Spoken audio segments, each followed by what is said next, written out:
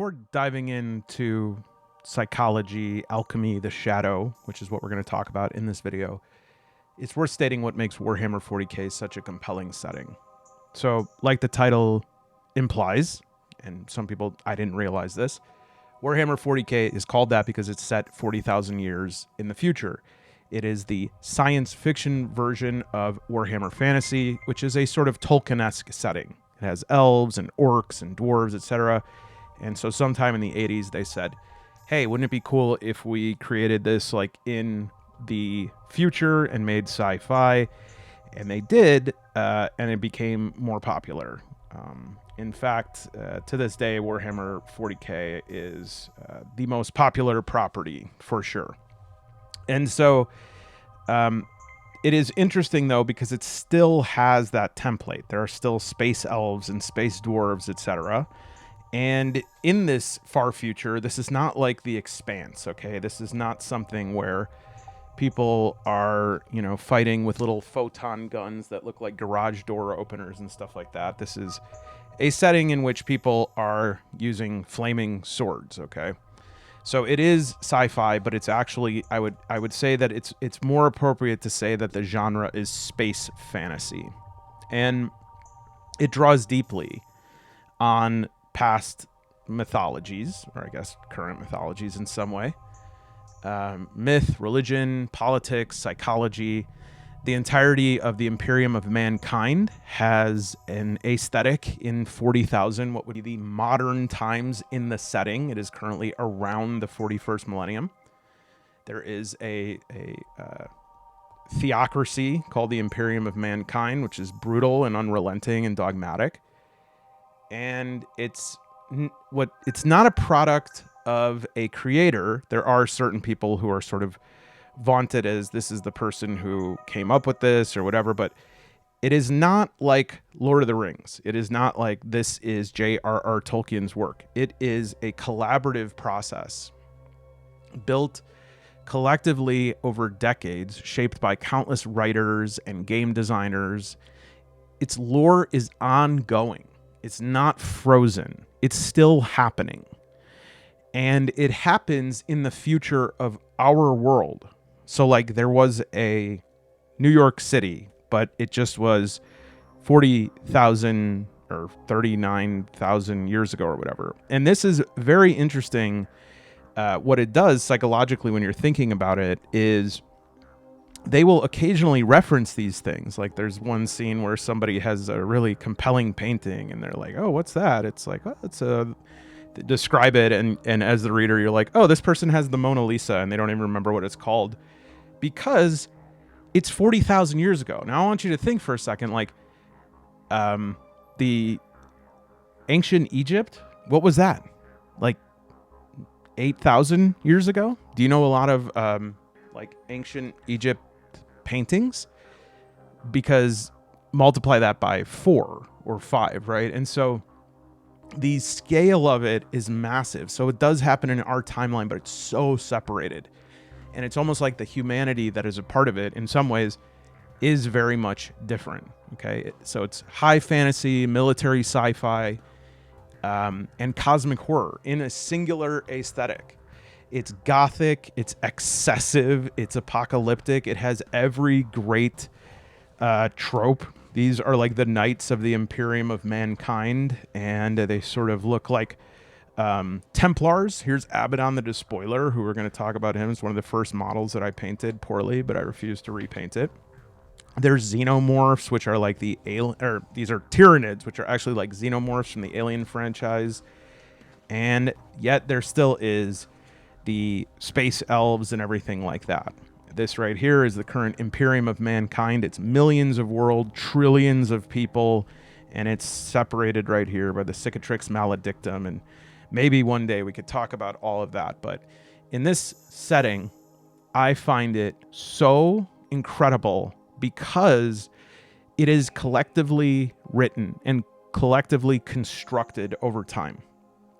And I believe that when that happens, whether the writers mean to or not, they start to participate in an alchemical process, in a process that in alchemy and somewhat co-opted by psychology, the magnum opus, the great work, the fashioning of the philosopher's stone. In alchemy, that would be a stone of true power that can change anything into the noble metals of silver or gold. In human psychology, it would maybe mean something more akin to like integration, right? These integration of these external forces back into us, and it is achieving the wholeness that we were at in creation. And I believe that when there is this collaborative story, we begin telling the one story, the human story. And we love the human story. Humans are all about hearing the human story. We could hear it again and again and again. And when the human story starts to get distorted, weird things happen, and we start to lose that story, and we start to get different, very temporal ideologies. And what happens when that happens is like abomination. I mean, let's not even go too far down this path about any sort of the specific ideology. Just, looking at things like the Lord of the Rings on Amazon Prime. It's like you had this series, which was most certainly participating in the great work, and it was an act of genius because it was one guy, J.R.R. Tolkien, who was especially genius, who was able to construct these things together.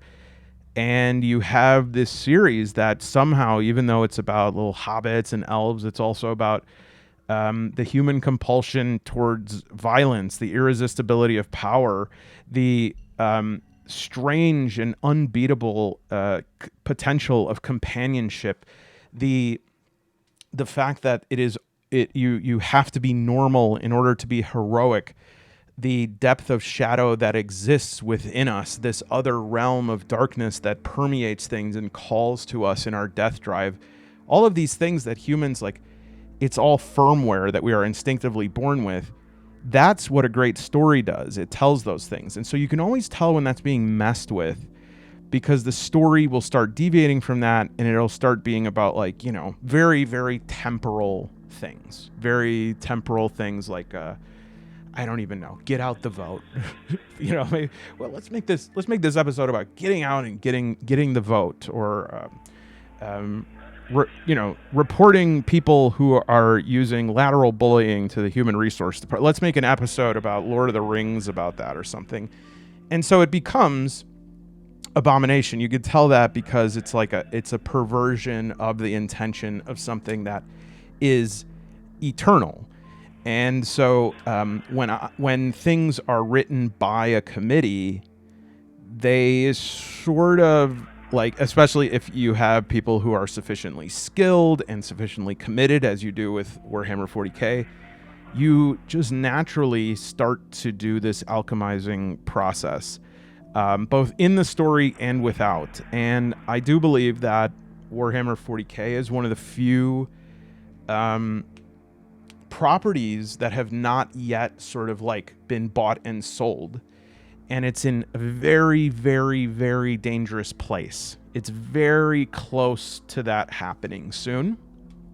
And so, as little as it matters, I was like, I would love to make a video about this and talk about why I think it's such an important setting, and why I think it's telling one of the most important stories right now. And it's one of the few things that is telling that story. And I just want to say, if you like that stuff, if you're still like, hey, I liked, Falcon in the Winter... Well, actually, was that one's... No, I'm thinking of the latest, whatever. If you're still like, yeah, I kind of like that Lord of the Rings on Amazon, that's fine. I mean, look, the turn signal in a car is catchy. It doesn't, I wouldn't say it's high art, but you can tap your foot to anything. What we're trying to evaluate here is if, like, we are participating in an extremely important human process of the story. Okay.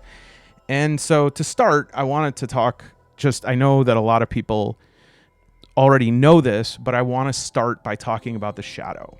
And to talk about the shadow, though, I want to start even more remedial for those of you who are already 40K fans. You can go ahead and skip ahead because I'm going to read the crawl at the beginning of Warhammer 40K, which is at the beginning of almost every book, every text that there is for this. And I think it does the best job of describing what the setting is right now. And I think that will set the table quite well. So there are a few different ways that this text crawl is written. I like the one in Black Crusade, which is a Warhammer 40K tabletop role-playing game. As you could probably see from like the text and everything, I think is from the early 2000s?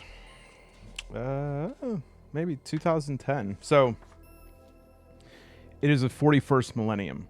For more than 100 centuries, the Emperor has sat immobile on the golden throne of Earth.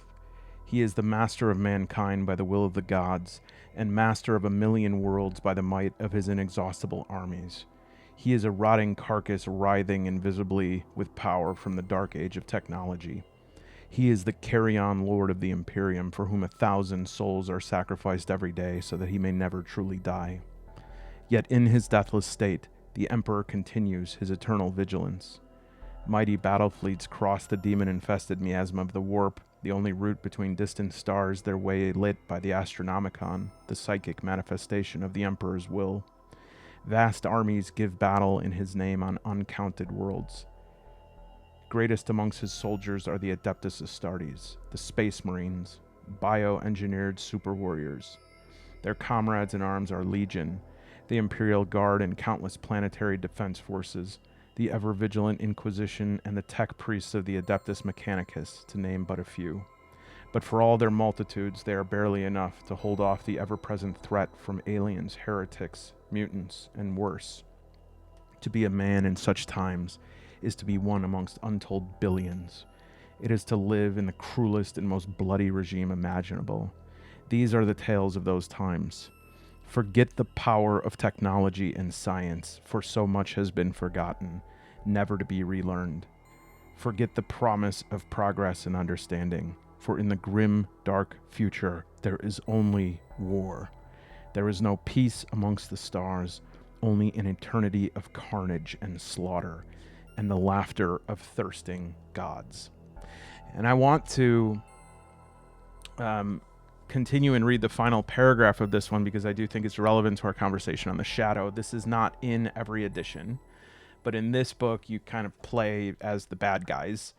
And so here it says, "Yet there are those who rise above the teeming masses, rejecting the conformity and servility of mankind. The ignorant call them traitors, heretics, lost and damned, but they know themselves as the disciples of the dark gods." Okay, so what is the shadow? Let's just take a lateral step for a second and talk about this. I know that most of you probably know this, but just so that we're working from the same terms. In Jungian psychology, the shadow is everything in ourselves that we reject. We refuse to see it, we deny it, we repress it, we disown it. Okay? It's not only, and it's not even primarily often, evil or darkness. Okay? It is what is deemed unacceptable. So when we hear shadow, we think, oh, darkness, evil, terrible. But the morality of what we know to be good and bad, right and wrong, early in life, is implemented in us by the people around us who correct our behaviors when we step outside of whatever their moral system is, okay? And so if you have a moral system, or you're living in a household where it's not okay to be a certain kind of way, you can tuck that into yourself. You get yelled at for it, and that is tucked into you as your shadow, okay? And you cover that, this facade of the persona, okay? So it's not just evil or darkness. It could be buried creativity, instinctual wisdom, and often latent power. And one of the reasons why it's so important to unbury your shadow, not to beat it up and kill it. That's what a lot of people are actually, the work that a lot of people are doing is that. They're trying to like find their shadow and bonk it over the head till it's dead. That's not it. Your shadow, the goal of it is reintegration. It is welcoming those pieces back into ourselves. And when we don't do that, when we are engaged in denial, we will still see our shadow. It will seep out of our pores. We will see it in other people and hate them inexplicably. If you hate somebody inexplicably, very often they represent something buried in your shadow. Or we will partake in our shadow in secret, and then we'll deny it, or we'll hate ourselves for it, or we will do it and then quickly separate ourselves from it and say, well, I had to do that, but I don't know why. Like, I didn't want to do whatever that was. But the thing that's so important about this integration is that it is, without it, we are working with half of our power as humans. We are leaving on the table this incredible amount of, brain power in a way, but self-power, because the shadow is very strong. And not only are we missing the power that comes from the shadow, we are taking some of our vital energy to suppress that, to arrest that. One of the things I really liked about the Marvel universe when it was still on the path of like the magnum opus, my favorite character was Cable. And Cable was like the son of Jean Grey and Cyclops, who had to be sent way into the future because he had this techno-organic virus that could only be cured back in the future. So they, for his own good, they had to throw him way into the future. And he is like an Omega level mutant. But even that far in the future, they can't cure the techno-organic virus. They can only like control it so it doesn't consume him. And so even though Cable is this super powerful mutant, Cable is constantly using most of his power to keep the techno-organic virus at bay.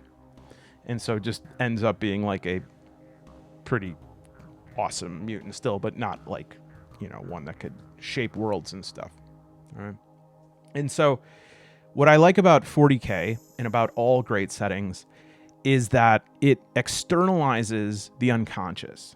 And that is in a therapeutic way, if we want to use that term. That term is a very dangerous term these days, but in a therapeutic way, the unconscious is externalized. It pulls the personas, the complexes out of us that all of us have, some of these, and it throws it out in the world and it shows it to us, right? And this allows us in a safe way to confront some of those pieces of ourselves we reject. And it can be very, very telling when, for instance, there's a really bad guy, but we kind of like them, or we kind of root for them, or we kind of feel sad for them. And I know that some of that is at work with my favorite character, Abaddon the Despoiler. So Abaddon is sort of the big bad in the Warhammer universe. And I love Abaddon, and that is a controversial statement. And it's not controversial why you think it might be. If you're unfamiliar with the setting, it's not controversial because it's like, oh, you like the bad guy? You got to throw that out for 40K. There's not many good guys. What it actually means is that he is the head of the sort of chaos legions that are working against the Imperium of mankind. And the reason it's controversial is because many people do not like Abaddon as a character, as a written character. They think he's poorly written. They think he is just like what do they call a Saturday morning cartoon villain is what you hear a lot. And this is extremely frustrating because I know it must be based on something true, maybe some old understandings of lore, but there are people that come into the hobby much later than the 1980s, and they just sort of parrot this back, like, oh, he's a Saturday morning cartoon villain. And it's like, why are you saying that? Like, what is causing you to say that? Is it just kind of this desire to fit in and to like post comments on discussion boards that other people post? Because if you have ever read the Black Legion books by Aaron Dembski Bowden about Abaddon, about the formation of the Black Legion, I find it very hard to think of Abaddon as poorly written because he is the perfect foil.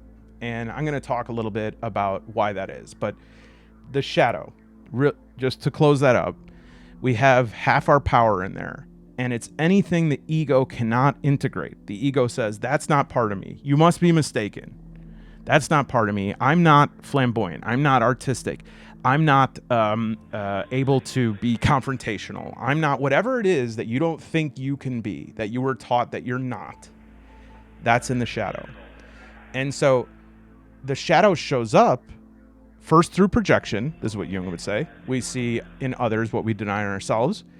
And so to confront it it requires entering a psychological underworld. And the psychological underworld, this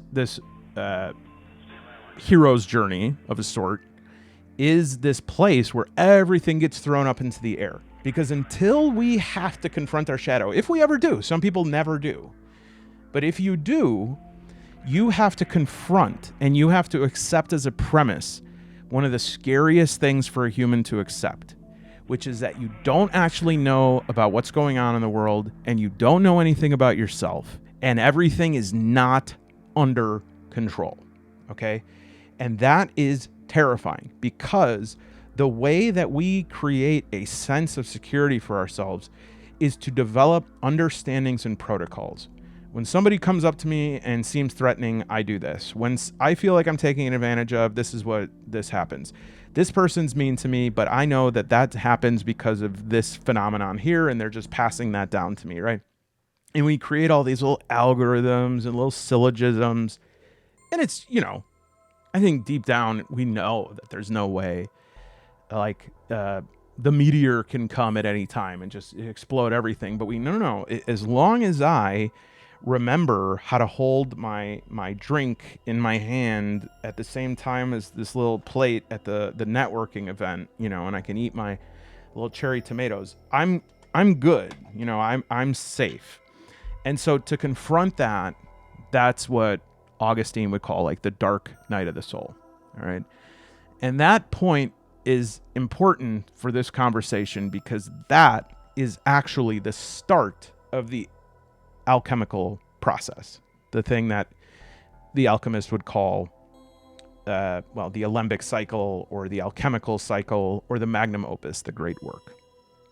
And so to confront this, we have to go into an underworld. It's not about becoming perfect. It's about becoming whole and integrated, getting all of our power back because we are giving up that power because the people who showed us that power is not right, is not good, those people are still living inside of us. Sometimes they're even dead, like sometimes a parent is dead and yet we are still afraid to defy them because they are so baked into us. They're lessons because they tell us what the world is. We don't know what the world is. We have other people that tell us what the world is. Okay. And so we just remember Jung has a lot of really beautiful quotes and stuff, but the most important quote of Jung is quite short. Until you make the unconscious conscious, it will direct your life and you will call it fate. I'm going to say that again. Until you make the unconscious conscious, it will direct your life and you will call it fate. If you are a person who continually gets into the same bad relationships, if you're a person who constantly gets taken advantage of, is constantly nobody thanks me, I am completely taken for granted. If that happens, you are refusing an integration of a part of yourself, and so you're blaming it on other people. Other people are making me feel this way. It has nothing to do with me. I just have the rotten luck. I guess it's just my fate to be the thankless helper at home, whatever it might be. So we have to make the unconscious conscious. Well, how do we do that? Oh boy, we may have to go back to alchemy, and for that I need some sheets of paper.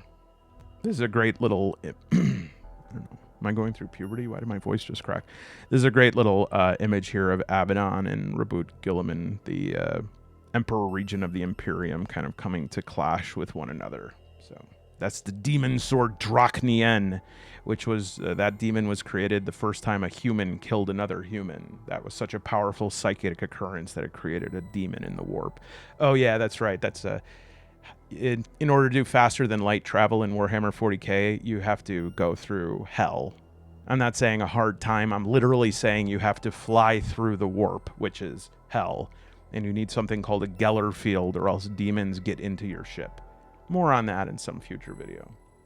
So just a little something from tarot that I think guides the experience. And I did make a video on this recently, and this is just a very small piece of that.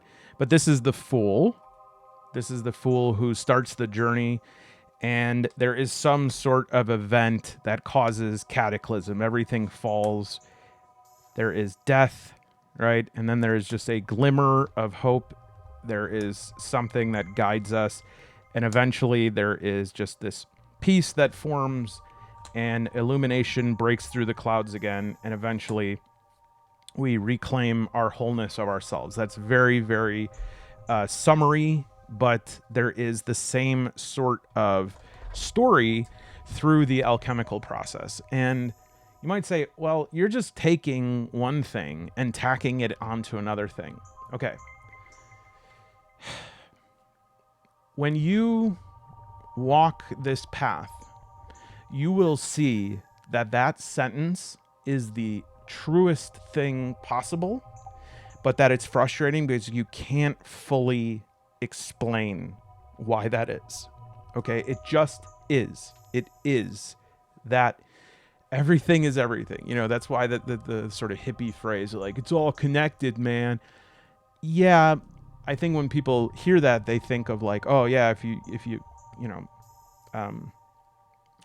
shoot a puppy with a squirt gun, you're also like leading to a hurricane in the Indian Ocean or something like that, maybe. But more than that, it's like the formatting, the pattern, the notions that we have about things. We have these things because it is the higher level instincts built in us, okay?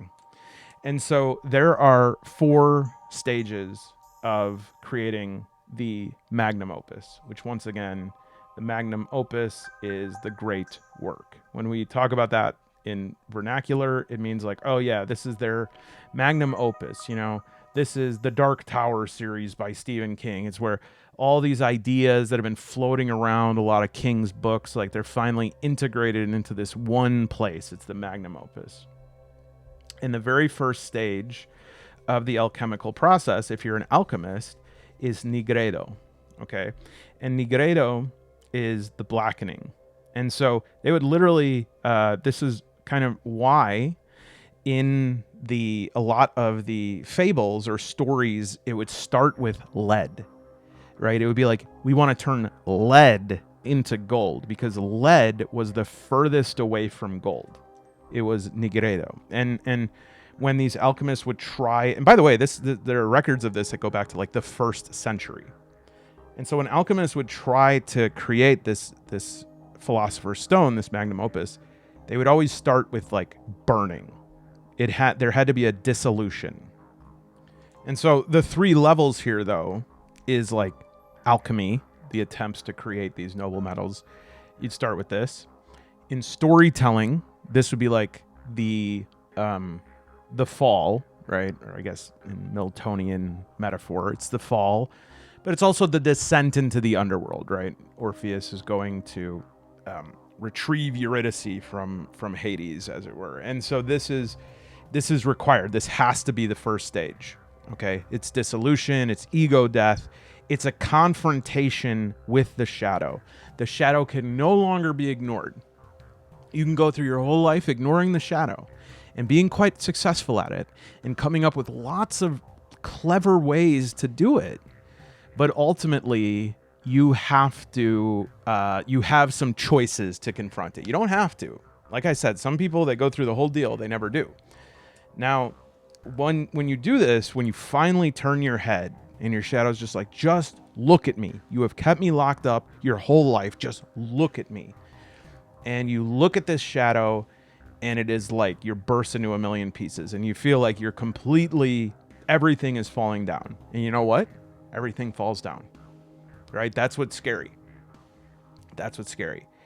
And so then finally the horror, the collapse of the tower ends, and what is around you, and I know this is not exactly the color white, but I think it's probably one of the only whites that will show up on white paper. Yeah, that's pretty good, right? After that, we have albedo. And you probably see some of these roots here look quite familiar, like albedo, albumin, nigredo. There's, well, you'll see with the other ones. The next one, no. Actually, I have a word, the Latin word for the next one will make sense too. So the whitening or albedo, this is purification. It's detachment from illusion. You have faced the shadow. You have faced the falseness. You have looked at the one thing that you have been more afraid than anything, right? Because you got to think, I mean, even now, you kind of know this, right? Like, you have a secret, right? And you maybe don't think of it. That's one of the tricks of the shadow. For instance, some of you watching this, you are extremely successful in your field, and you even like go on speaking tours, and you hate it. And some of you are in marriages, and not only are you not attracted to your spouse, you don't even like them. Or you like them, but not enough to marry them. It just felt like people would be mad at you, right? Like, and I'm not picking on you. I'm literally trying to connect as a human. We deny these things because they seem so horrible, right? Like, who would ever understand us if people knew the truth of how trite and stupid I am? But that, of course, is the brutality of humanity against humanity. We must always play liar's poker. The game of shadow denial is one of the best strategies of shadow denial, is pointing at your shadow and saying, look at that. Look at that shadow over there. That shadow is not within me. That shadow is over there. And so it couldn't possibly be right here because it's over there. Okay. And so you face that and you wake up. Think of yourself in like the Matrix, you know, when he meets the architect or whatever. Talk about something that was at one point working on the magnum opus and then just became like the magnum dopus. You know, the just total whiteness, the total absence of anything. There is no sort of chaos, but there's nothing either. There's nothing that can be held on to at all. And it's like, hey, you wanted perfect peacefulness. Here you go. This is purified. This is detached from everything, detached from illusions, detached from reality. Okay. And you start to realize in this process, after a certain point of like, yes, I now understand why total safety is not desirable. Because total safety is nothing, right? To be totally safe means I'm here. Okay. For me personally, I sometimes think about like if and I don't know this, but if there was like some sort of reincarnation, it would be this feeling of, oh, thank goodness I'm at the safety in the end. I'm in heaven. And then you're like, wow, this is great. Everything's great. I feel great. Everything's great. And then you just kind of stand there and you're like, can I re-up? I know that was horrifying and terrible, but I'm kind of bored, right? But I don't know. That's just a wayward thought I had. But we're thinking about this metaphorically. There is this calm. It's almost like, think of a shipwreck, and the last scene in the movie is someone going, watch out, and then boom, and it's fade to white. And then what do you hear? Like waves, right? And the protagonist wakes up. Go ahead. Where's their face? It's leaning on sand, right? And they open up their top eye and they look out. And this is citrinistas or xanthosis. Now, I want to say this is one that is not always in every understanding of the alchemical stages. There are up to like 14 of these. The main three are the ones I'm about to show, plus citrinitas or xanthosis. I think that it It does fit into the structure of it. Some people put it after the last one, but you could figure that out for yourself when you hear about it. So this is the yellowing. And the yellowing is the first glimmer of something, right? You're in this perfect whiteness, this absence of illusion, but also the absence of everything. And you start to be like, wow, I just wish there was something. And the mildest thing that can disrupt nothing is just a little bit of like a volume turned up on this albedo. Turn it up, turn it up, turn it up until finally there's this like little hue of yellow, and that's the Trinitas. Okay. And this is related to dawning wisdom, humility, the realization of gratitude, appreciation. Like, you know what? I don't really like baked potatoes, but I'll tell you what, if I was starving for 5 days and somebody gave me a baked potato, that would be the greatest thing I ever ate. All right. And so there's just this little glimmering. And you've been through the worst. You've been through the nothing. And then this is wisdom. Wisdom has been earned. And now you are ready to turn that up even more and to fulfill the final stage of the alchemical process, which is rubedo. And rubedo is the reddening. All right. And the thing about rubedo is it's life, vitality, blood, right? The blood flows back into things. It's an integration. It's the incarnation, the becoming of the self. Okay. You are inhabiting that.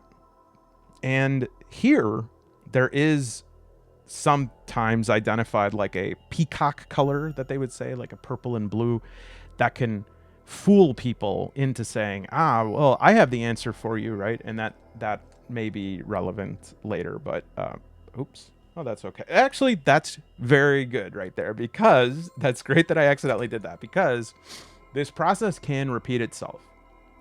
If this rubedo continues to ripen, right, and it continues to seek more and more and more life, well, what is the total fullness, or, you know, the total fullness, every color combined? What do you get? Black. So it can go back around to it. And in little ways, we go through this throughout our whole lives, okay? Now, what does this have to do with anything? Well, I mean, yeah, in a sense, it has to do with everything. But here, we can fix that. I have a little device. Just like new. There we go. So I am colorblind, and I have a progressive color blindness. And so I love reading about colors. And in this book here, the Book of Symbols, this is an amazing book. It's just on like all the archetypes, anything that is something that has salience in various different areas, right? Like the index, I think, lays it out pretty well here, is creation and cosmos, plants, animals, human, and spirit. And there's a section on color. And because I have color vision difficulties, I love reading about color and reacquainting myself with the notions attached to it. And make no mistake, maybe this is something you take for granted if you don't have color vision problems, but different colors have different associations. And so to lose them visually, it is actually good for me to read about this, to say, oh yeah, this is kind of the Gestalt image that I get from different colors. I guess it wouldn't be Gestalt, but it would be like the archetype of that color means this to me, because we do have those associations. For instance, symbolically, red is the color of life. Its meaning relates at the bottom to the human experience of blood and of fire. In primitive thinking, blood was life. When the blood left the body, it took life with it. At the same time, the red flow of blood was a danger signal. The glow of fire was our great comfort and protection, but out of control, a threat of annihilation. And I think there is a sort of video that could be made that goes more deeply into the Warhammer chaos gods, right? So like red being corn and the color of annihilation, blood for the blood god, skulls for the skull throne. This is sort of the excess of that vitalness, right? And then I think I'll need a different, and something, this is a little bit lesser known, but we had from Nigredo. In between that, there are some that reference putrefactio, okay, which is rotting, and that would be like Nurgle, the god of rot and disease. This would be, it's sometimes seen as a substage of Nigredo. It's like the breakdown of structures that need to die, that need to rot, but it could prepare the soul for growth, or it can keep stagnating in that stage. And then I had mentioned the Cauda Pavona, which I do think is interesting because Cauda Pavona would be like the peacock's tail. And the peacock's tail, yep, that's purple. The peacock's tail does have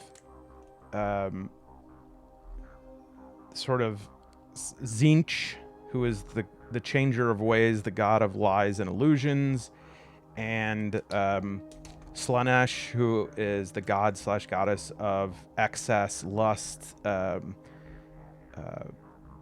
giving in to our desire, right?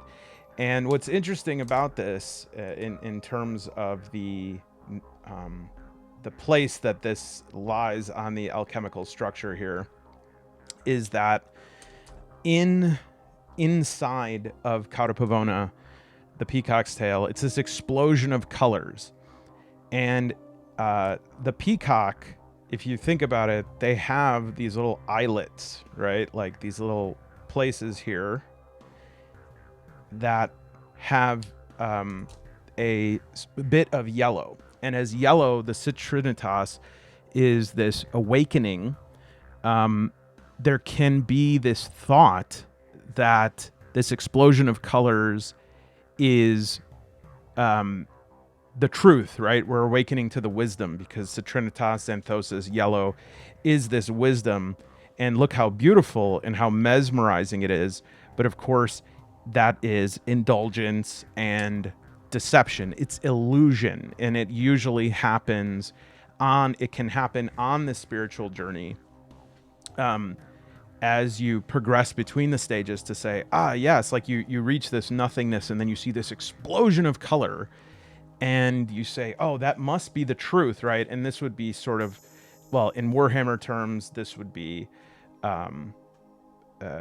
Zinch and or Slanesh, but in terms of alchemy, this would be fool's gold, or going after metals that appear to be noble metals or precious metals, but are just sort of fakes.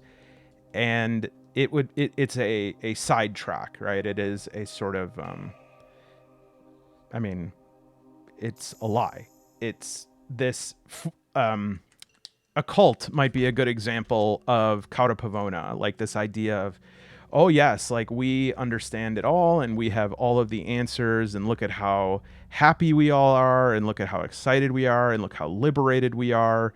And it's like, oh my gosh, and look, there is like, within that peacock tail, there is that little bit of wisdom there. That is really the dangerous part of cults. And actually, I think it's probably pretty relevant to like chaos worship in 40K, but there is that bit of truth there. That's what makes it so tempting, is like, yeah, actually that sounds good, right? Like if you think about it, that's why, and if you're a person who is not just like dogmatic in your views, you could sort of see sometimes how temptation to whatever you want to call it,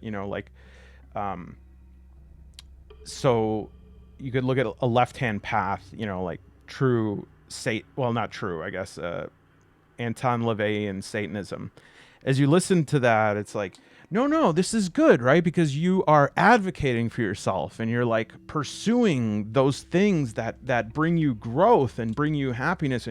And as you listen to that, it like has a shred of truth in it. You're like, yeah, you know, I never do get like the things that I feel like I deserve. And then by the time you're in it, you just see like take off all those feathers and like what's underneath, but this little I mean, to the alchemical term for it would be you take off all the feathers and there's just like this little bitch ass bird there. And the final one, and I don't want to write it out just because I think it'll confuse it, and it's nothing new here, but there is another one that is, I would say, mentioned enough to be relevant, which is the Aurora Consurgens, or the Rising Dawn. And this is sort of the first. Remember, I talked about that first like glimmer, that first point of truth, right? That emerges in the albedo to say like, oh wait, I see a glimmer of something. I see a glimmer of something important. Okay, so just to sort of really quickly say this again to lead to the next thing I want to talk about here is you have nigredo, the blackening. All right, black, it's putrefaction, chaos, breakdown, mayhem, shadow, despair. And psychologically, it's the stage of disintegration, of when these internal contradictions cannot be held anymore. The structure begins to collapse. The dark night of the soul, right? You confront your suffering. You confront how much bullshit you are about your unconscious material that you have neglected. That you look at it and, you know, this thing in you that you say is this monster inside of you. You have to admit that you're the monster that has been like locking this thing away in the basement of your soul. And it's horrifying. It's so horrifying that many people never do it. Okay. And that is a shame, but it's also happens enough, and it's hard. It's part of what's really hard about being a human. And so there's nothing that means people should look down on people that never are able to confront it, because it's terrifying. Especially if you have structures that were involved in the formation of that shadow that makes your persona very, very, very powerful. You know, I was watching this like I don't even know why I watch this. I never watch stuff like this, but there was some guy who was analyzing facial expressions, and it was the sentencing of the Deadpool killer, who is called that because his legal name is Wade Wilson.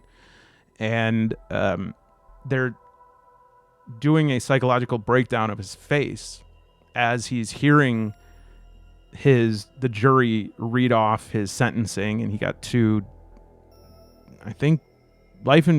death penalties, because I think it was in Florida.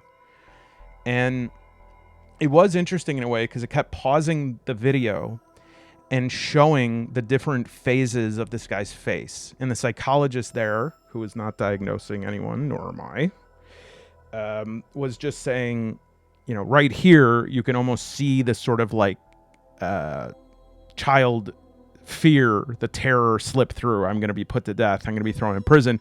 And then immediately the persona comes back and like upturns the chin and is like, I don't care. Who cares?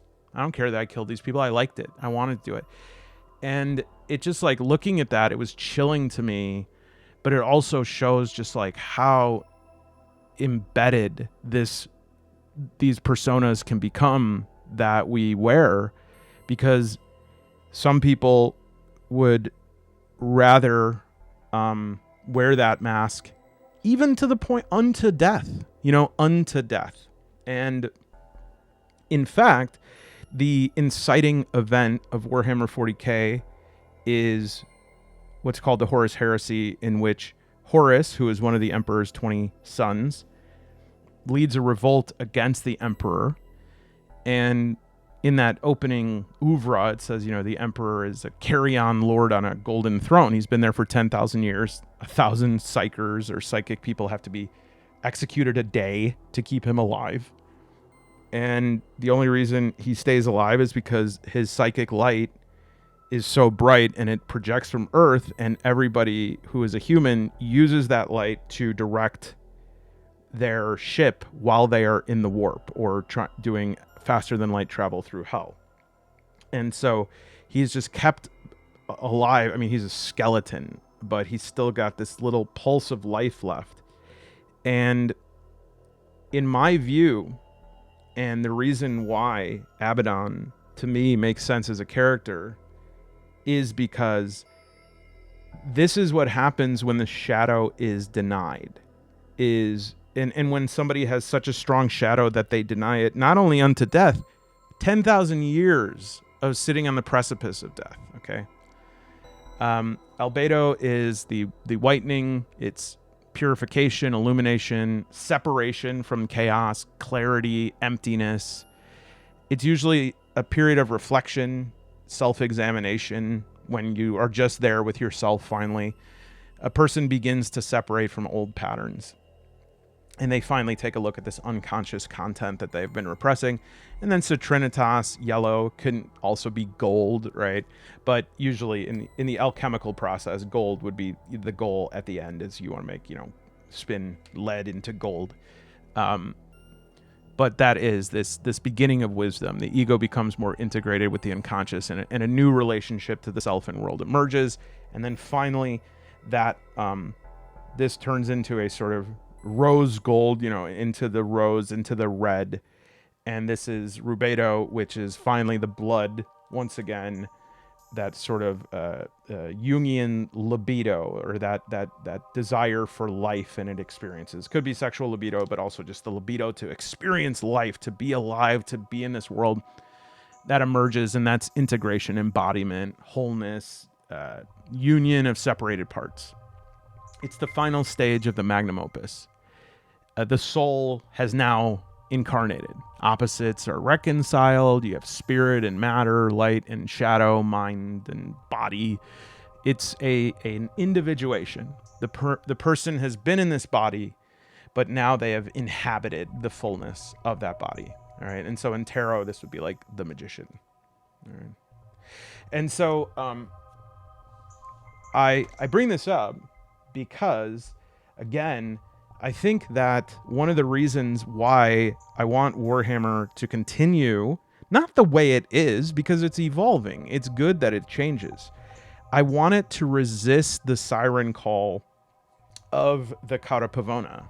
I want it to not give in to this temptation to become a vehicle for the Jack Donaghy's, who are like, maybe we should, do you think that the Astra Militarum, do you think we could do like a NASCAR thing where like the different commissars have, like different brands on them or whatever?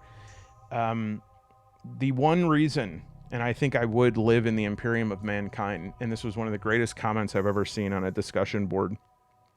The Imperium of mankind is one of the worst places imaginable to live. But this one guy I read one time, he said, yeah, I mean, it's terrible. I would just like work myself to the bone and die, probably be blown apart by some Adeptus Arbitus for not like properly worshiping the Emperor. But you know what? There's no billboards and no ads. And so that alone, I think I would go. It's so true. Any of these pictures of the Imperium, there's just like Gregorian chant happening at all times. I do want to just flip through a few pictures just to set the stage if you're unfamiliar with Warhammer, just to show you some of the components of the universe that I love. What I realize, and I realize this as I'm painting, is one of the things I love about Warhammer as opposed to like other properties is that even though there's carnage and there's blood, there's still like a regalness. Like Abaddon still has gold leaf armor on. And there's an ornateness to it that makes it feel specific.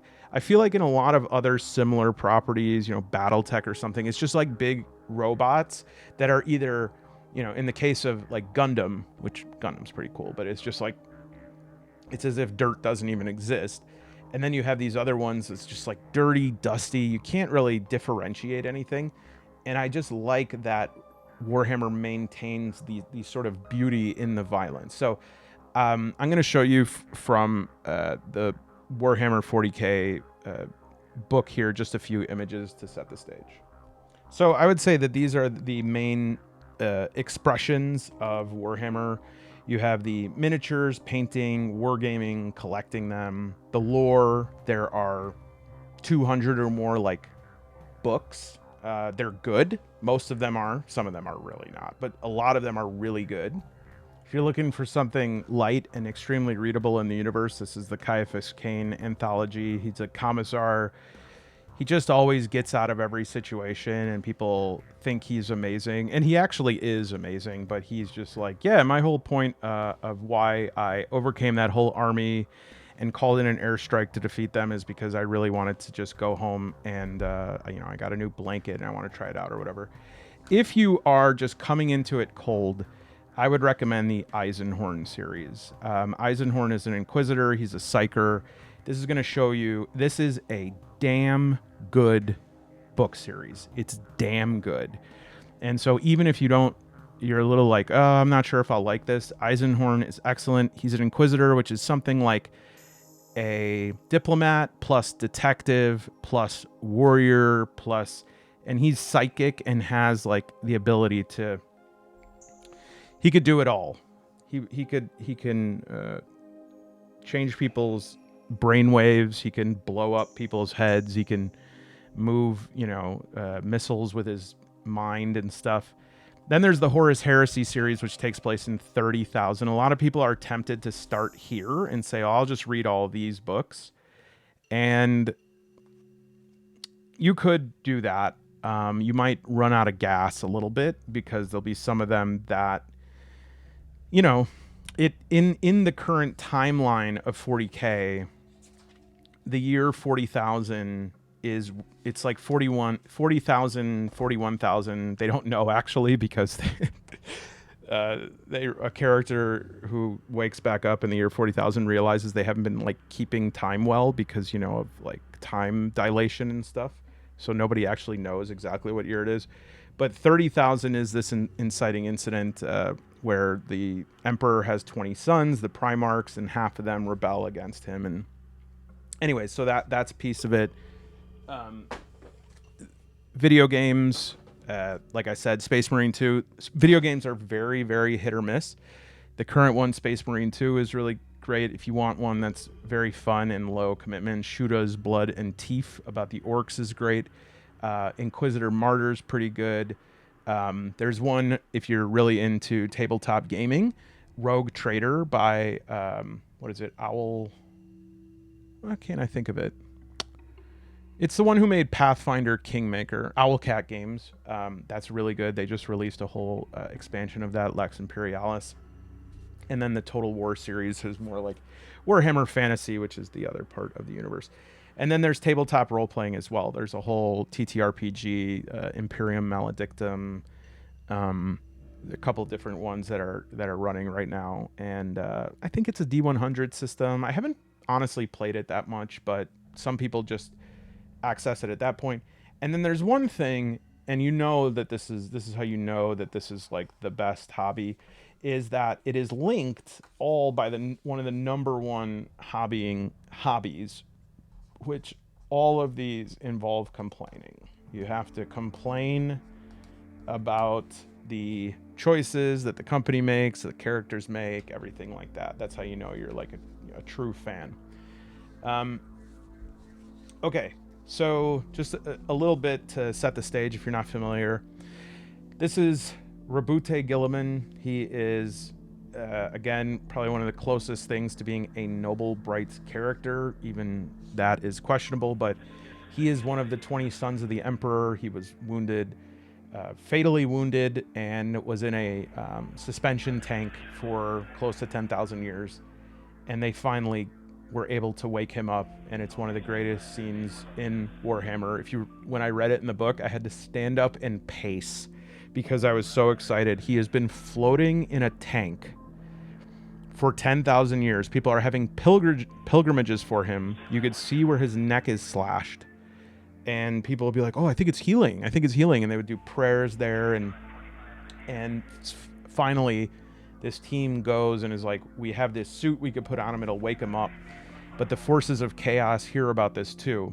And so you have Gilliman in the suspension tank, and you have the forces of chaos and the Empire, and they're like, it's not working. And all of a sudden, these forces of chaos are about to overrun it. And Gilliman, and you gotta also know this, is that Space Marines, who I said are like the knights. This is an approximation, but so like say this is the height of a standard human, okay? Um, yeah, fine. A Space Marine is about well, now they're about like 9 feet tall, okay, and like they are looked at as demigods of the Imperium. They are gene crafted super soldiers who are they are technically immortal. They fight on behalf of mankind, but also kind of don't. It's complicated. Some other time, okay, when you're older. But yeah, so Space Marines, they're massive, and then the Space Marines are made from the gene material of their father, who is Primarchs. And there's these 20, the sons of the Emperor, the generals, and Primarchs can differ in comparison, but a lot of them are about this big, okay? And so you have, think of just like an average human here to a Primarch. All right. And so Gilliman is in the tank, and they're like, they're closing on us. They're going to kill us. And it's the Black Legion. It's the baddies. I can't find this guy's hands, but I've been painting. Black Legion's my favorite legion. Abaddon is the head of it. Abaddon was there. Abaddon's running towards trying to stop this thing from happening. And it all looks like it's over. And then in the book, Gilliman opens his eyes. And after this, I'm like feeling it right now. After 10,000 years, he opens his eyes. What would you do if you've been sleeping for 10,000 years? You know, would you go ask where your mom is? Would you eat your favorite meal? Well, let me tell you what Robute Gilliman does. He starts whooping ass, and he basically just like nude, towering, just starts punch killing everyone. Every of these like Black Legion guys, just crushing their heads, taking them, throwing them across the room, finding swords on the ground, just throwing them through these guys, breaking them in half. And it's just like instant. He just opens his eyes and starts destroying. And he is one of the middle range Primarchs in terms of fighting skill. He is one of the middle range.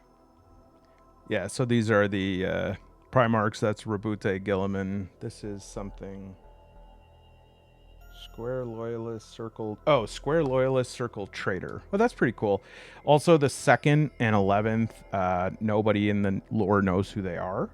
But yeah, there's all these different. Nobody knows that the 20th Primarch is twins. Name is Alfarius Omegon, but it's actually Alfarius and Omegon. And so, yeah, Robute is like, he's, you know, in the lowest level fighting Primarch is Lorgar Aurelian, and he is like the least skilled, and could probably, I don't know, slaughter a room of like 5,000 standard unaugmented humans with a golf club. So yeah, so pretty incredible scene. And he carries the sword of the Emperor, and he is trying to get the Imperium back on track. And it's amazing because all of the different Primarchs have like different skills, and Gilliman's is like administration. He can think of thousands of things at the same time. So it sort of, there's, yeah, and then Abaddon and him, that's the big clash we hope for. But Abaddon trying to destroy the Imperium from the warp. There's the Necron faction, which has been asleep for billions of years and is waking up on their tomb worlds, which is another awesome thing. Imagine like Earth, all of a sudden the ground starts rupturing, and these T1, T200 sort of Terminator robots with green eyes are like, why are you guys on our planet? We've been sleeping underground. All these different things, and on top of that, there's a swarm of Tyranids that are descending on the Imperium, and so basically are just going to obliterate it. So there's really no hope. The Imperium has devolved into this, there's Robute, this sort of strange, hyper dogmatic. The Emperor of Mankind was trying to reunite humanity when Horus, and pretty much did it when Horus overtook him. There's the Lionel Johnson, another one of the Primarchs, who is back in the current setting. He pretty much did it, just a little cleaning up to do. And that's when the Horus heresy started. And his whole thing was like, we have to remove religion. And what's funny, ironic about it is that was his whole thing, was like, religion is causing all of this trouble. There are no gods. Science is king. And in order to convince everybody of this, he lied about the fact that there are these 4 chaos gods. So in that, it's like it was all predicated on this lie. All right, and we'll talk about that, what that means for the shadow.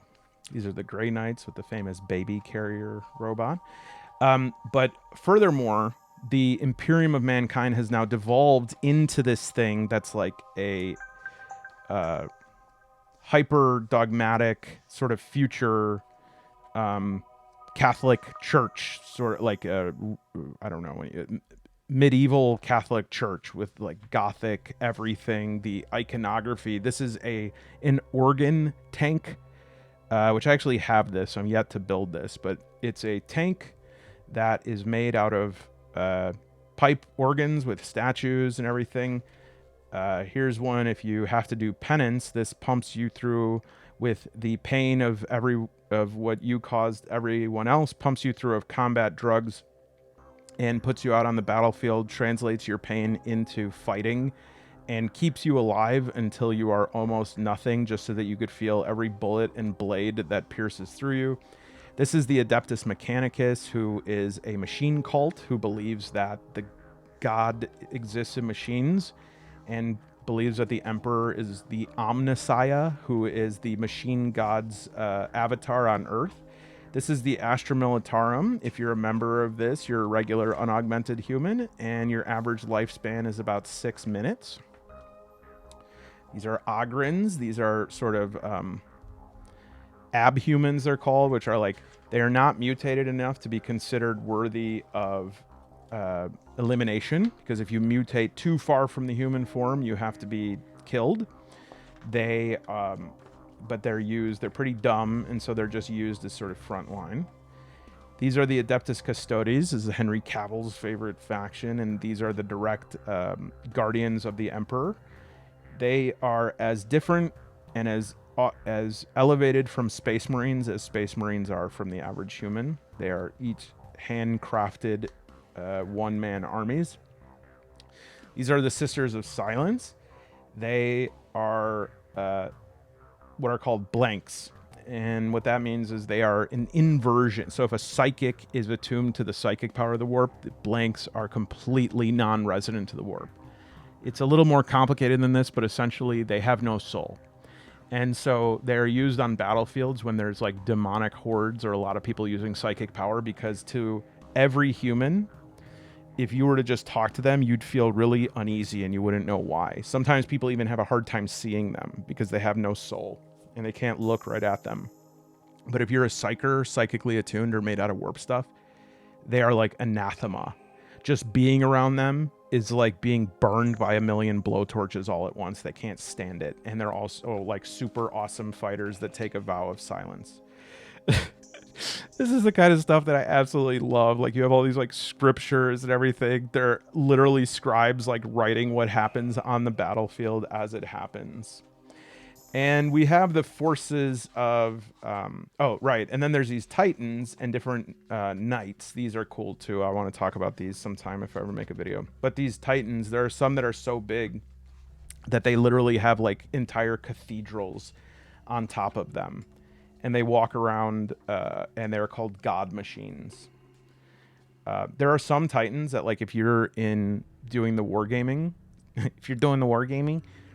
it'll be like an army of 100 little miniatures that somebody else has, and then you just have one titan, and it's like from here to the camera.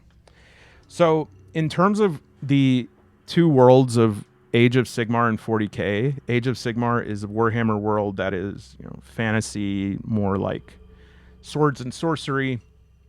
They are not in the same world, other than the 4 chaos gods are the same gods. All right, and these were what I was talking about: Khorne, Tzeentch, Nurgle, and Slaanesh. Okay, and because they sort of exist outside of it. There's Abaddon, the Talon of Horus, etc. So I just wanted to give you some imagery of what this world looks like. These are like the servants of chaos. These are chaos knights. And then these are the orcs, the orc boys. Oh, you gonna crump them good. Love the orcs. Okay. So, this is essentially the world that, or the universe, the galaxy, I guess is correct to say. What is the cause of it? Why is Warhammer the way that it is? Well, a lot of people would say a lot of different things. So, the Great Crusade, the Empire, the Imperium of mankind is united under one banner on Earth by the Emperor of mankind. He emerges after all of these years. There was this era of technology that humans they had everything. Okay, it was post scarcity. Think of like Star Trek: The Next Generation. Like, oh yeah, we have no scarcity, we have no currency. The only thing left to do is just explore and make new findings and meet new peoples. And that's all that's left, right? And part of their ease was they had AI, and AI did everything for them. Now, you might have heard this story before. And this AI went rogue. And during an era called the the Cybernetic Revolt, the humans almost were destroyed, but they were rallied under the Emperor, who isn't a perpetual. He can never die, and he has existed since like prehistoric times. And there's lots of stories about why he exists. The most common one is that all of the psychics that were on Earth at the same time got this vision in their head of what would eventually happen, and they realized that the only way that the Imperium of mankind would ever have a chance is if they united under one banner. And so they did. United under one banner is quite the euphemism, because they all committed a mass ritualistic... do I really have to do the soup and salad? They committed a mass soup, salad, and breadsticks, and they all the power of these psychers went into the Emperor. That's one theory. So the Emperor emerges, and after this cybernetic revolt, all of these, splinters of humanity during this age of darkness, which is what it's called now because technology did this, right? So they call it the dark age of technology. But during this zenith of technology, humans populated the Milky Way galaxy. But then there were all these warp storms, and humans couldn't do faster than light travel anymore. So they were stuck on these planets. And for like 10,000 years. I mean, think about that, right? It's like, if you hear these stories sometimes of humankind, like aliens taught people how to make the pyramids and stuff like that. Would we really know?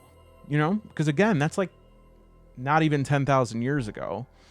And so what happens is even though these people came out to these planets, their supply ships were cut off and their communication was cut off. And so a lot of them became something very different than the type of humanity that we would recognize. For instance, the Lion of the Dark Angels, their planet, Caliban, became like an Arthurian knights and horseback and stuff like that, because they didn't really have the means to maintain that level of technology, nor the products on that planet to keep those things up. The Emperor, in the year 30,000, develops from his own genetics these sons, and they all contain pieces of himself. Okay, that's important to remember. And those pieces are designed to be his generals. They're his sons, the Primarchs. And each of them has something different, even to the point of like morals. And this comes up time and again, is this idea of like the only correct morality is the morality that is needed, right? That's one view of things, and very much exemplified by the Emperor, right? Well, I need to be a bloodthirsty killer sometimes, and if I want to take over some planets, I need to do some horrific executions in town square where I let's see, how can I say this on YouTube? If people's skins were clothing, I would maybe have them change their clothes in front of everybody. And then I would broadcast their screams on a megaphone so that everyone on the planet could hear these people screaming. And that's what Conrad Kurz would do. Conrad Kurz with the Night Lords would come down and brutally torture and execute some people. And then the planet would be like, okay, we'll join the Imperium of mankind, right? And sometimes you needed to be an extremely noble, rule-bound, powerful, sort of procedural warlord, and that's Rogel Dorn. And maybe you need to be a Viking who's all about conquest and filling your nose with cold air and covering your fangs with blood, and that's Leman Russ, right, of the Space Wolves. And so all of these different Primarchs had all of these things because the Emperor could not achieve all of these things, this sort of non-religious utopia, if he had one religious code, so to speak, or one moral code. And then again, there is a revolt where half of them, led by Horus Lupercal, who is like his favored son, it's sort of a Luciferian story here, is corrupted and revolts. All right. Abaddon is the son of Horus. He was his first captain. And Abaddon is now the big bad of the setting. Abaddon is the head of chaos. He is favored by all four of the chaos gods. And I think this art of Warhammer 40K only has one picture of Abaddon, and I don't even think it's very good. Let's see if we could find it in here. There we go. That's the model. So Abaddon is the only one who can bring all of these traitors, the traitor Space Marines, together to try to take back the Imperium of Man. He wants to be the Emperor. Okay. And unlike his father, who was completely corrupted by these chaos gods, Abaddon will accept favors from them. He will make deals with them, but he does not let himself fully succumb to the powers of that chaos. All right. Furthermore, and I think this is relevant, Abaddon, other than this gorgeous top knot, looks exactly like Horus.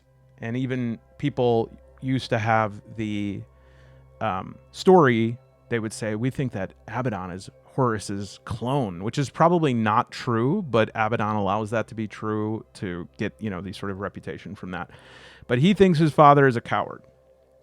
He has Drachnien, this demon sword that gives him tons of power, as well as the Talon of Horus. This was the Talon that in this final battle between Horus and the Emperor, this is what Horus used to injure the Emperor unto death. And so this talent has this gruesome aura around it. And Abaddon is the sort of supreme commander of the Chaos Legions. But here's what's important and what I want to say about this in reference to the bigger notion we've been talking about. Abaddon is not just a warlord or a successor to Horus. He is a mythic figure, okay? And he represents what we might call the matured shadow, okay? The shadow itself is a rejection. So Horus represents a part of the emperor's shadow, that the emperor has to cast out these parts of himself. He has to outsource these things, and he denies that they are parts of him, even though they are literally parts of him, and denies the existence of these gods, and denies, the denial of these hidden things that we want. Rage, avarice, lust, pride, all of these things are, the emperor denied them. He was golden. He is golden. He sits on a golden throne. He is covered in golden armor. Okay? And so the emperor of mankind cannot have a shadow. He is fully integrated. All right? And I don't know if there is any sort of actual pictures in this book of the emperor, maybe on page 14. There might be one in his on his throne. But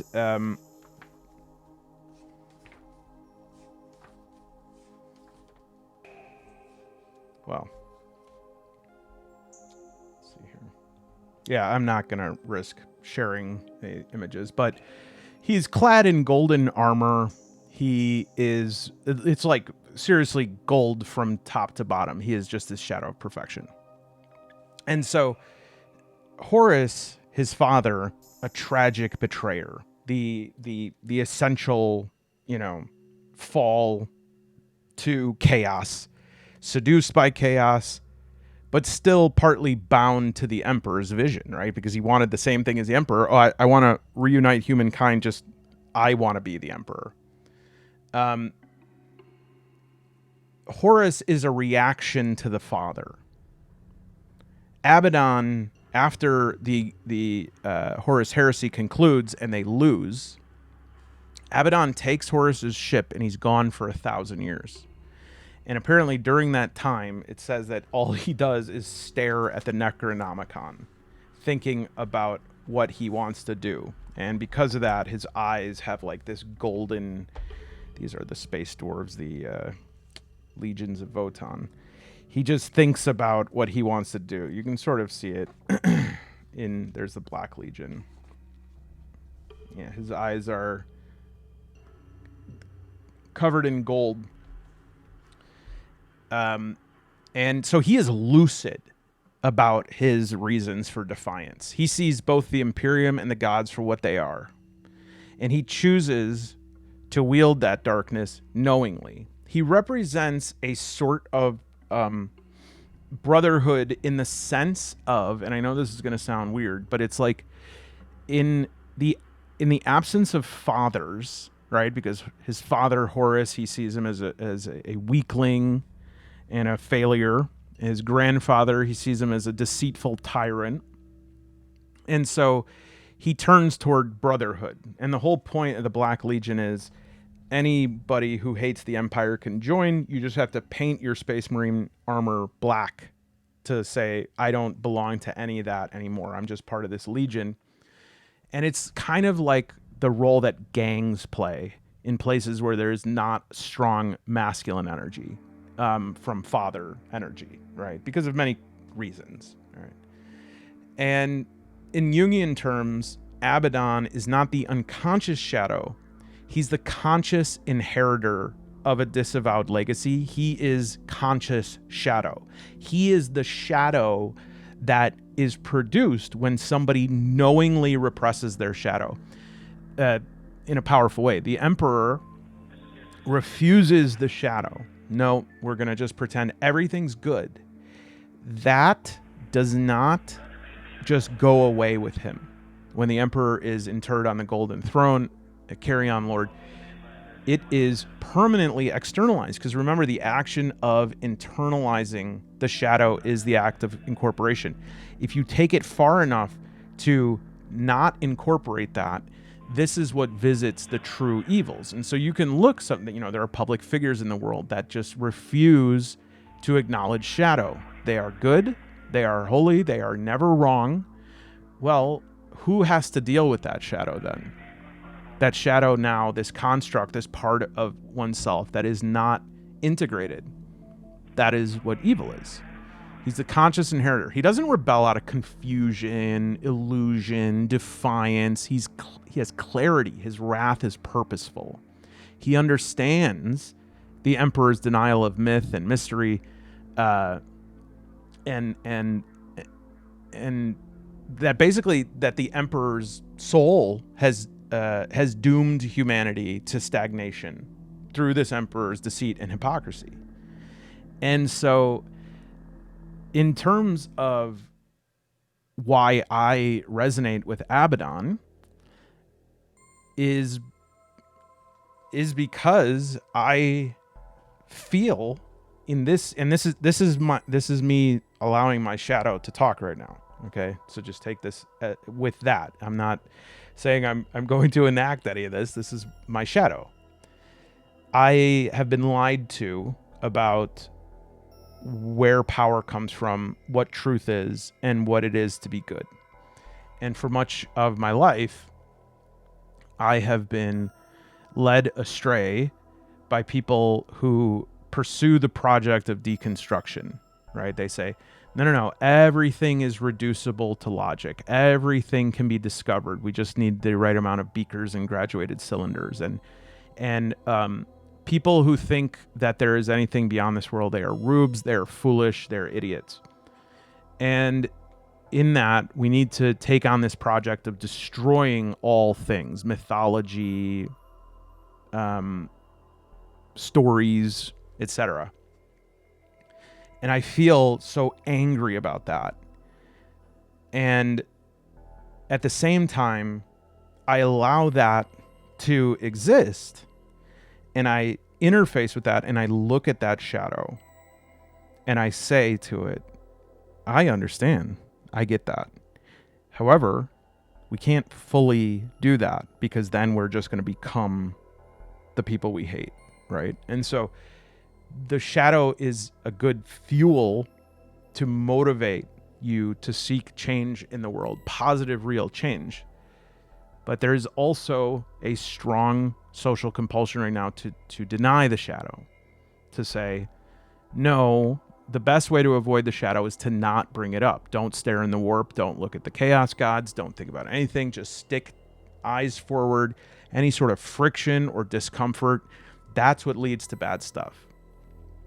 Oh, Man Alone says that he identifies with Abaddon. Well, he must be a bloodthirsty conqueror who wants to destroy humankind. No. And yeah. But no, of course not. But yeah, it's my shadow, right? And that's the thing is are we ready to stop playing liar's poker, where we all see the shadow elsewhere? Are we ready to admit to the things in ourselves? Because as soon as we do that, as soon as we name that, we can start to consider how to actually create things for people that are true and real and generative and life-giving, and are the story goes back on to the track, to the magnum opus. We can't do that until we start admitting that, until the darkness that is in us, we can start seeing it and naming it. Knowing this is something that keeps people safe around me. If I was unconscious of it, and every time I had a whim to start like conquering people, and obviously I don't have a demon sword or the talent of Horus, so conquering people in my life structure would be using like bullying or deceptiveness or manipulation. I used to use those things. I used to do that because I was not integrated. And so I would look at people and I'd say, well, this whole world's a lie. And so since I realize that makes me smart. And because I'm smart, I'm better. And because I'm better, I can do whatever I want. Right? That's the shadow. What happens to the shadow if we don't integrate it? in a way, you could also see Abaddon as a sort of rubedo interrupted. It's evil characters, a well-written bad guy, is a person who you kind of understand. And you understand up to the very last point, and then at that last point, they take a left, and you're like, wait, what? That's why, to speak of anathema here, the Marvel universe started going downhill when the Thanos arc ended, because Thanos was, at the very least, a somewhat compelling character where he was like, there's people want too much. Yeah, I agree.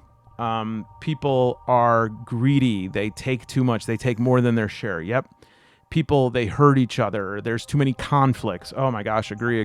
Too many borders, too many boundaries. Yep. Everybody all over everybody. Yep. All right. So we need to snap my fingers and eliminate half of them. Yeah, totally. Wait, what? Right. And that's the thing. It's like this rubedo interrupted. The final integration that never occurs. And that's what makes a villain so terrifying. Is that, and that's why like a person like I don't even know. Can you say a person who makes clay all the time? Clay stuff is a kilner. You could say they do kilning on a serial level, or they are a serial kilner. Can you say that on what I'm trying to say here? That is compelling as it is terrifying, because these are not people who, there's no crime of passion here. Oh, I got upset and my vision went red and I started hitting and they're dead. God help me, they're dead. No. I took my time. I'm doing art. This is what I'm supposed to do. I'm a predator. I'm real. I'm the only real That's terrifying. And you almost need to get to the brink of integration and then turn left for that to happen. This is also the pattern of repression across generations. This is something that comes up in literature, this recurring motif of the grandson has to confront the sin. The grandson has to confront the sins of the father that the father couldn't face. This is something in Game of Thrones before.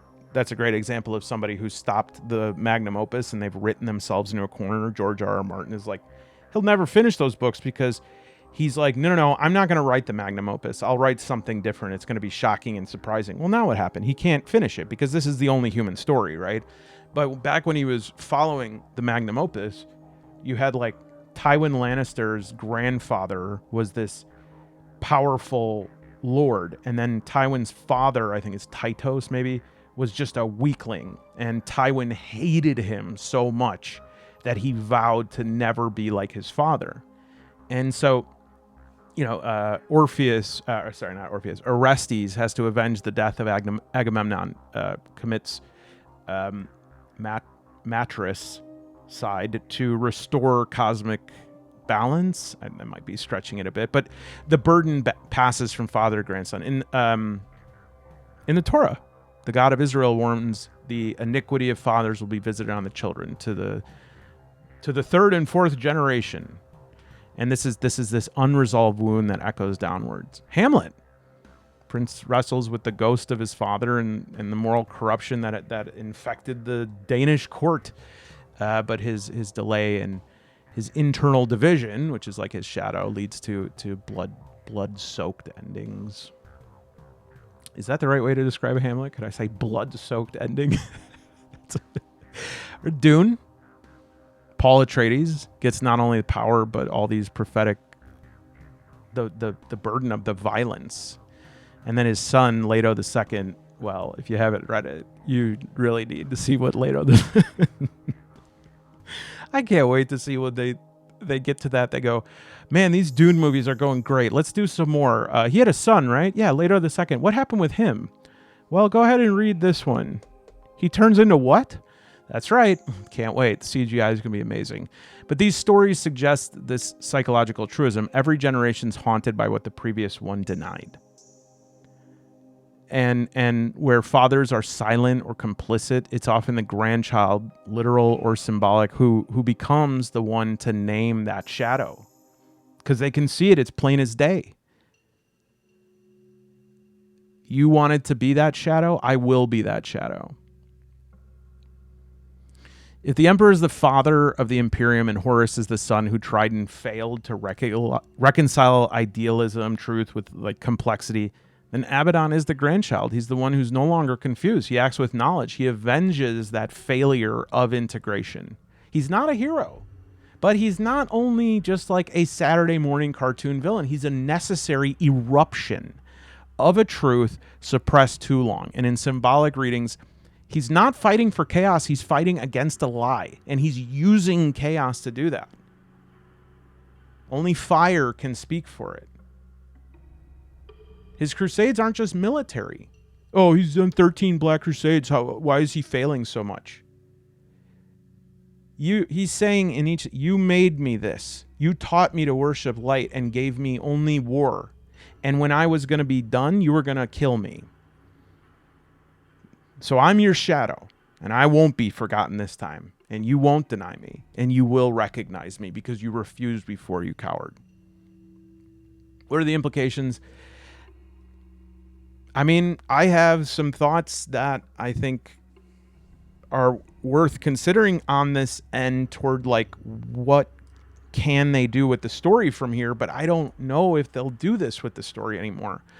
But Abaddon's arc, we should consider the mythic structures that unfold across generations. What's not integrated becomes destructive. What's denied in one era becomes weaponized in the next. And what sons fail to recognize, the grandson will burn down.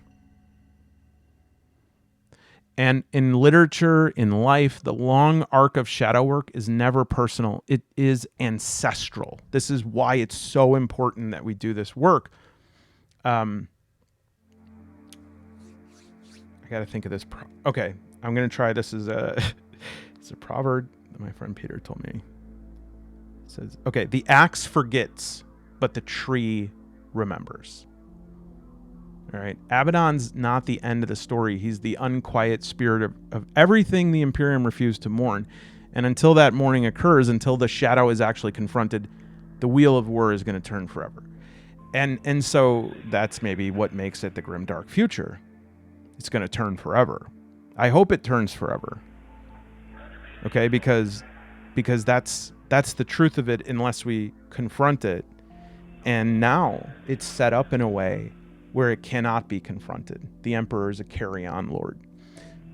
This is why 40K works and why it will continue to work. And the only way it won't work, the only way, is if you start messing with the magnum opus.